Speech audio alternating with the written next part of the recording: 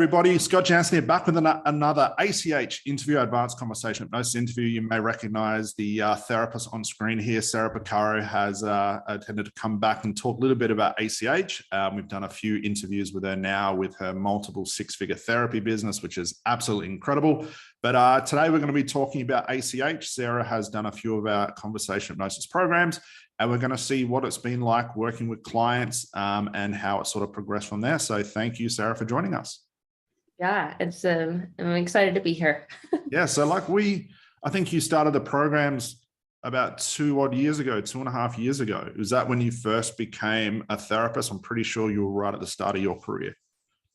It wasn't the beginning of the career. I was already working as a therapist, had completed my training as a therapist, but I was really stuck with how to create it into something I could do full time and as a career in a business. So I think I had been a therapist already for just under a year before I found the 100K. Yeah. Okay, cool. So we only started teaching the ACH last year. Let's sort of start from there. Obviously, your background as a therapist, you're already seeing clients, you're getting results. What made you join the ACH? What were the problems that you were sort of having as a therapist at that time?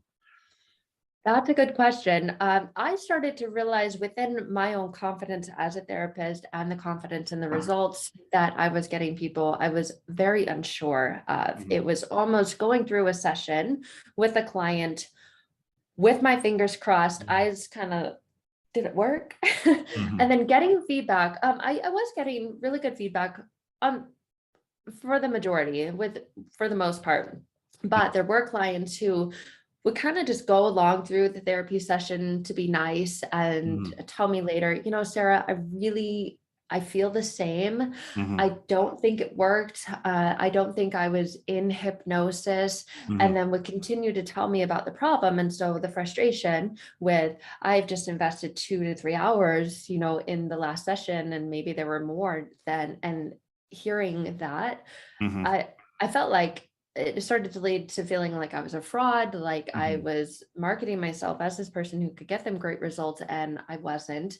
And then had me question, maybe I should just give them a refund and apologize. And okay, I'm going to have to go back to look for a 9-to-5 job because I'm not going to really be helping people the way that I went into this too.